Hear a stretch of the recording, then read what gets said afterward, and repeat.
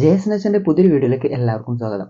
ഇന്ന് നമ്മുടെ വീട്ടിലുള്ള സാധനങ്ങളൊക്കെ വെച്ചിട്ട് അത്ര കോസ്റ്റ്ലി അല്ലാത്ത രൂപത്തിൽ നമ്മുടെ ഗ്രൗണ്ട് ഓർക്കിഡ് എങ്ങനെ സെറ്റ് ചെയ്യാം എന്നതിനെ പറ്റിയുള്ള വീഡിയോ ആണ് ഇന്ന് നമ്മൾ പറയാനായിട്ട് പോകുന്നത്. അപ്പോൾ ജേസ് നെച്ചർ എന്ന ചാനൽ നിങ്ങൾ ആദ്യമായിട്ടാണ് കാണുന്നതെങ്കിൽ തീർച്ചയായും സബ്സ്ക്രൈബ് ചെയ്ത് സപ്പോർട്ട് ചെയ്യണേ. അപ്പം നമ്മൾ ഇന്ന് ഗ്രൗണ്ട് ഓർക്കിഡ് നമ്മൾ റീപോർട്ട് ചെയ്യാനായിട്ട് പോവുകയാണ്. ഇതൊക്കെ ഹൈബ്രിഡ് വെറൈറ്റീസാണ്. ഇതൊക്കെ ഈ ഒരു പ്രായത്തിൽ ഈ ഒരു സ്റ്റേജിൽ തന്നെ പൂവുണ്ടാവും. അതുകൊണ്ടാണ് ഇത്രയും ചെറുത് കേട്ടോ, ഹൈബ്രിഡ് വെറൈറ്റീസ് ആയതുകൊണ്ട്. അപ്പോൾ ഇത് നമ്മൾ റീപോർട്ട് ചെയ്യുന്ന മെത്തേഡാണ്. അതിന് വേണ്ടിയിട്ട് നമ്മൾ എടുത്തിട്ടുള്ള ഇതാണ് നമ്മുടെ ഓടിൻ്റെ കഷ്ണങ്ങളാണ്. ഓടിൻ്റെ കഷ്ണങ്ങളില്ലെങ്കിൽ ഇഷ്ടികയുടെ കഷ്ണങ്ങളായാലും മതി. പിന്നെ നമുക്ക് വേണ്ടത് അതിലേക്ക് ചകിരിത്തുണ്ടാണ് കേട്ടോ. അത്യാവശ്യം നല്ല രീതിയിൽ നമ്മളുടെ ചകിരി എടുത്തിട്ട് അത് ചെറിയ ചെറിയ കഷ്ണങ്ങളാക്കി വെച്ചിട്ടുണ്ട്. പിന്നെ വേണ്ടത് കരിയാണ്. ഇതുപോലെ നല്ല വിറക് കത്തിച്ച കരി ഉണ്ടെങ്കിൽ അത്യാവശ്യം നന്നായിട്ട് തന്നെ ഗ്രൗണ്ട് ഓർക്കിഡ് പൂക്കാനൊക്കെ സഹായിക്കും. പിന്നെ നമുക്ക് കുറച്ചുകൂടി മണ്ണും കൂടി എടുത്തിട്ടുണ്ട്. അപ്പോൾ ഈ ഒരു 4 ഐറ്റം വെച്ചിട്ടാണ് നമ്മൾ ഈ ഒരു പോട്ട് മിക്സ് തയ്യാറാക്കുന്നത്. അപ്പോൾ നമ്മൾ ഒരു പോട്ട് എടുത്തിട്ട് അതിലെങ്ങനെയാണ് നമ്മൾ ഈ ഒരു പോട്ട് സെറ്റ് ചെയ്യണത് എന്നാണ് നമ്മൾ ആദ്യമായിട്ട് കാണിക്കാനായിട്ട് പോകുന്നത്. ഈ ഗ്രൗണ്ട് ഓർക്കിഡ് സെറ്റ് ചെയ്യുന്ന സമയത്ത് അത്യാവശ്യം നല്ല രീതിയിൽ മണ്ണൊന്നും വേണ്ട, കുറഞ്ഞ രീതിയിൽ മാത്രം മണ്ണ് മതി. മണ്ണ് നമുക്ക് ഈ ഒരു ചട്ടിയിലെ നിലനിൽപ്പിന് വേണ്ടി മാത്രം മതി കേട്ടോ. മറ്റു ഘടകങ്ങളൊക്കെയാണ് കൂടുതലായിട്ടും നമുക്ക് വേണ്ടത്.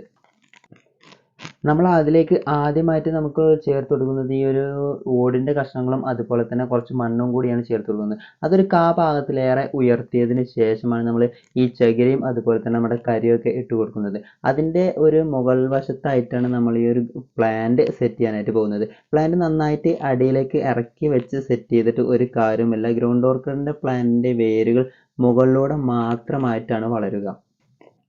അതുകൊണ്ട് തന്നെ ഗ്രൗണ്ട് ഓർക്കിഡ് സെറ്റ് ചെയ്യുന്ന സമയത്ത് അധികം താഴ്ചയല്ലാത്ത ചട്ടി വെക്കുന്നതായിരിക്കും ഏറ്റവും നല്ലത്.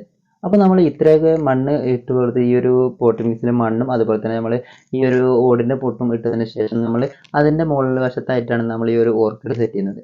അതിനുശേഷം നമ്മൾ അതിലേക്ക് ചകിരിത്തണ്ടും അതുപോലെ തന്നെ നമ്മുടെ കരിയും ഇട്ട് കൊടുക്കുകയാണ് ചെയ്യുന്നത്. ഇതുപോലെ കുറഞ്ഞ അളവിൽ നമ്മൾ ചകിരിത്തണ്ടും അതുപോലെ കുറച്ച് കരിയും കൂടി വെച്ച് കൊടുത്തതിന് ശേഷം നമ്മൾ മണ്ണ് ഒന്നുകൂടി അതിൻ്റെ മുകളിൽ സെറ്റ് ചെയ്ത് കൊടുക്കുകയാണ് ചെയ്യുന്നത്.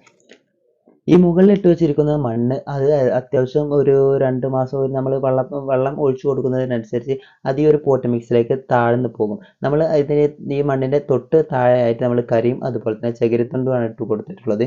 അപ്പോൾ ആ ഒരു ഭാഗത്തേക്ക് ഈ ഒരു മണ്ണ് താഴ്ന്നു പോകും. അപ്പോൾ നമുക്ക് വളപ്രയോഗമൊക്കെ ചെയ്യാനായിട്ട് വളരെ അധികം സുഖമായിരിക്കും ഈ ഒരു പോട്ട് മിക്സ് അങ്ങനെ നിൽക്കുന്നത് കൊണ്ട്. ഗ്രൗണ്ട് ഓർക്കിഡ് വളർത്തിയെടുക്കാനായിട്ട് നമുക്ക് ഇതുപോലുള്ള ചെറിയ ചട്ടികളായാലും മതി, അതുപോലെ തന്നെ വലിയ ചട്ടികളിലായിട്ടാണെങ്കിൽ കൂടുതൽ ഈ ഒരു ഗ്രൗണ്ട് ഓർക്കിഡിൻ്റെ പ്രത്യേകത എന്താണെന്ന് വെച്ചാൽ വളരെയധികം തന്നെ സ്പ്ലിറ്റ് ചെയ്തിട്ട് പുതിയ പുതിയ തൈകൾ അതിൽ നിന്ന് ഉണ്ടായി വരും. അപ്പോൾ നിങ്ങൾ ചെറിയ ഒരു പോട്ടാണ് വെക്കുന്നത് എങ്കിൽ അത് അത്യാവശ്യം നിറഞ്ഞു കഴിയുമ്പോൾ ആ ഒരു സമയത്ത് വീണ്ടും ഇതുപോലത്തെ ഒരു പോട്ട് വാങ്ങിയിട്ട് മാറ്റി നടേണ്ടതായിട്ടുണ്ട്. അത് നന്നായിട്ട് തിങ്ങി നിൽക്കുന്ന സമയത്ത് പൂവിടൽ അത് കുറവായിരിക്കും. പിന്നെ ഗ്രൗണ്ട് ഓർക്കിഡ് നമ്മൾ വെക്കുന്ന സമയത്ത് ഡയറക്റ്റ് ഒരു ദിവസത്തെ മുഴുവനും വെയിലും കിട്ടുന്ന ഒരു സ്ഥലത്ത് ഗ്രൗണ്ട് ഓർക്കിഡ് വെക്കുന്നത് അത്ര നല്ലതല്ല. കാരണം ഈ ഒരു പ്ലാന്റിന് മുഴുവൻ വെയിൽ കൊണ്ടാൽ അതിൻ്റെ ഇലയിലേക്ക് മഞ്ഞളിപ്പ് രോഗം വന്നു തുടങ്ങും. അങ്ങനെയാകുമ്പോൾ പൂവിൻ്റെ എണ്ണത്തിലൊക്കെ അത് വളരെയധികം കമ്മി കാണുന്നുണ്ട്.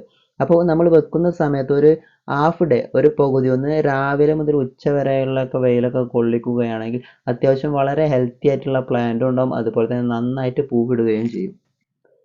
പിന്നെ പൂവിടാൻ ഇതിന് നമ്മൾ കൊടുക്കേണ്ട ഒരു വളം എന്ന് വെച്ചാൽ നമ്മുടെ വീട്ടിലൊക്കെ ഉണ്ടാകുന്ന ചാരം, ഈ വിറകൊക്കെ കത്തിച്ചിട്ട് കിട്ടുന്ന നമുക്ക് ചാരം നമുക്ക് ഒരു 2 ആഴ്ച കൂടുന്ന സമയത്ത് നമുക്ക് 1 സ്പൂണൊക്കെ ഒരു ചെടിച്ചട്ടിയിലേക്കായിട്ട് ഇങ്ങനെ തൂവി കൊടുത്തിട്ടുണ്ടെങ്കിൽ അത്യാവശ്യം നല്ല രീതിയിൽ തന്നെ പൂവിടാൻ ഈ ഒരു ചാരമൊക്കെ മതി. ഈ ഒരു ചാരമൊക്കെ സഹായിക്കും.